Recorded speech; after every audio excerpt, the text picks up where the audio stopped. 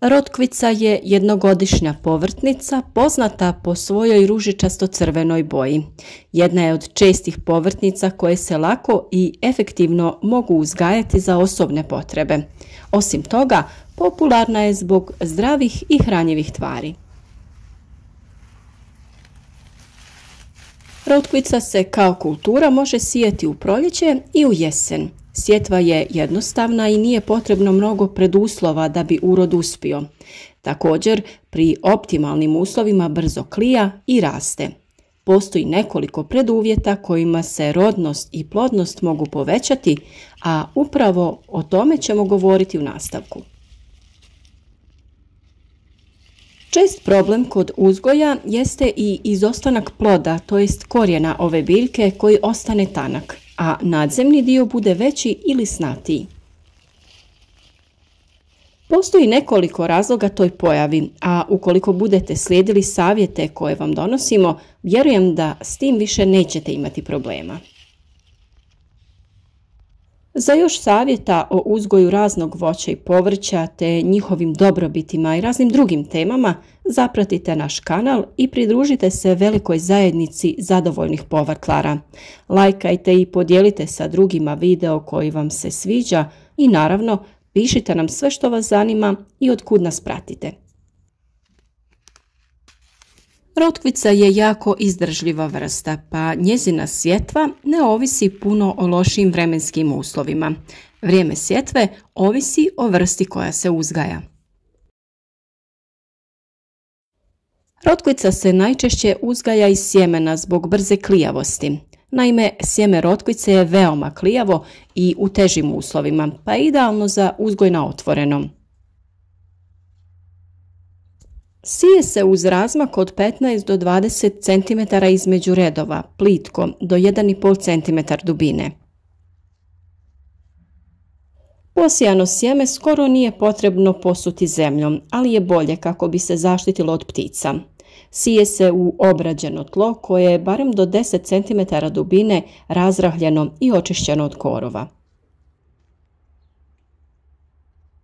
Rane sorte se siju već u proljeće, čim se ugrije tlo i postane spremno za obradu.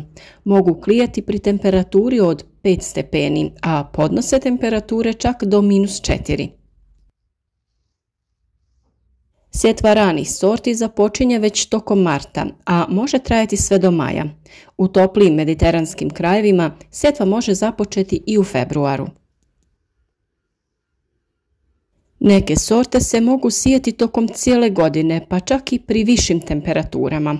Optimalna temperatura za sjetvu rotkvice je 17 stepeni. Kasnije sjetve se siju u septembru ili do početka oktobra. Kod rotkvice je klijavost brza, a također ima kratku vegetaciju te sazre već za 30 dana. Najčešće se uzgaja na otvorenom, voli izravnu sunčevu svjetlost, pa je dobro da nije u potpunosti zaklonjena od sunca. Kao glavna kultura mora se sijeti u pravilne plodorede, ali za osobne potrebe može se sijeti na rubne dijelove ili popunjavati praznine u vrtu. Zbog niskog rasta ona je pogodna i za sjetvu među drugim kulturama. Rotkvica je popularna namirnica i za uzgoj u stakleniku ili plasteniku u kontinentalnoj klimi. Ako želimo osigurati optimalne uslove kako bi plod čim prije bio spreman za konzumaciju, to je dobar izbor u hladnijim i promjenjivim mjesecima. Rotkvica je idealna povrtnica i za uzgoj u balkonskim teglama. Potrebno je odabrati okruglaste vrste kraćeg korijena te ostaviti 5 cm između svake biljke. Posuda mora imati dobru odvodnju, a koristi se rahla i humusna zemlja. Također, važno ju je zalijevati svaka 2 dana. Najbolje je odgovara večernje zalijevanje i to kišnicom. Rotkvica vrlo brzo sazrijeva i ima kratko vrijeme vegetacije, pa nije potrebno puno vremena i pažnje potrošiti na njezin uzgoj. Ipak, važno je voditi računa o njezi nasada, pa evo nekoliko savjeta kako poboljšati uzgoj. Iako prevelika količina vode koja se zadržava na području rasta rotkvice može uzrokovati pucanje korijena, nedostatak vode s druge strane uzrokuje smanjene prinose. Rotkvica u sebi ima veliki udio vode, pa je tokom vegetacije osjetljiva na količinu vode koju dobiva. Važno je osigurati ravnomjernu vlažnost od oko 60%. Što se tiče gnojidbe, rotkvica ne podnosi dobro svježu gnojidbu stajskim gnojem, pa područja koja su svježe pognojena treba izbjegavati. Dobro će reagirati na tlo pognojeno prošle sezone na kojem je već bila neka pretkultura. Na siromašnim zemljištima gnojenje se može obaviti 5 do 10 dana prije sjetve, te 10 do 12 dana nakon nicanja. Za to se koriste otopljena mineralna gnojiva sa većom količinom dušika ili NPK gnojiva. Ako je prije sjetve rotkvice na tom području uzgajana kultura koja za sobom ostavlja mnogo dušika, kao što je grašak ili djetelina lucerna, nije potrebno dodatno prihranjivanje zbog mogućnosti smanjenja uroda. Brz rast i razvoj nadzemnog dijela biljke ne znači uvijek da su korijeni u tlu veliki i sočni. Ako je rozeta rotkvice lijepa, a korijenje je sitno, čvoričasto i zakrivljeno, to znači da kultura treba fosforno-kalijeva gnojiva. Kod uzgoja rotkvice potrebno je obavezno razbijati pokoricu nakon okišavanja kako ne bi usporilo rast i pravilan razvoj korijena. Ono što je kod rotkvice također vrlo važno jeste prorjeđivanje.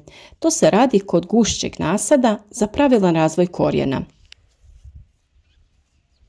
Biljke se mogu prorjeđivati već 14 dana nakon sjetve, kako bi se između svake biljke ostavilo 5 cm razmaka.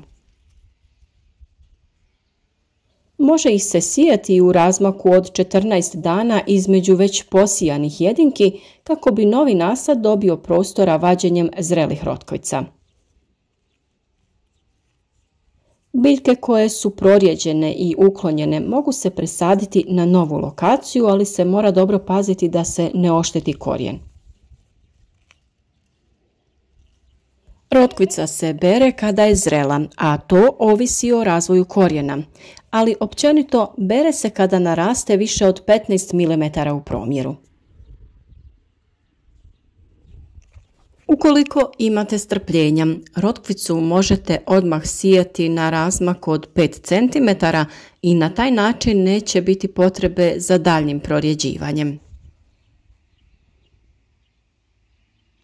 Osigurajte joj dovoljno sunčeve svjetlosti i optimalnu količinu vode. Ukoliko je potrebno, prorijedite biljke kako bi se korijen pravilno razvijao. Obogatite tlo dušičnim gnojivima, ali nemojte pretjerati jer to može uzrokovati prevelik razvoj lisne mase, a sitne plodove. Obavezno dodajte gnojiva sa fosforom i kalijem koji igraju vrlo bitnu ulogu u pravilnom oblikovanju i kvaliteti samih plodova. Zemlja mora biti rahla kako bi se korijen mogao nesmetano širiti i nakon kišnih razdoblja obavezno se mora razbiti pokorica koja se formirala. Vjerujem da će vam ovi savjeti pomoći da što kvalitetnije uzgojite ovo nadasve zdravo povrće. A za mnogo drugih video savjeta kliknite na ovu ikonu našeg kanala, razgledajte kakve to savjete sve nudimo, pa zapratite naš kanal i obavezno kliknite na znak zvonca pored. Na taj način ćete dobivati redovno obavijesti o svakom novom videu, te tako biti u korak sa radovima u vrtu. Uvijek nam je drago kada nam se javite u komentarima, pišete otkud nas pratite, postavljate vaša pitanja, a naravno bilo kakva sugestija o nekom problemu koji imate uvijek je dobrodošla i potrudit ćemo se da napravimo video i na tu temu koja vas zanima.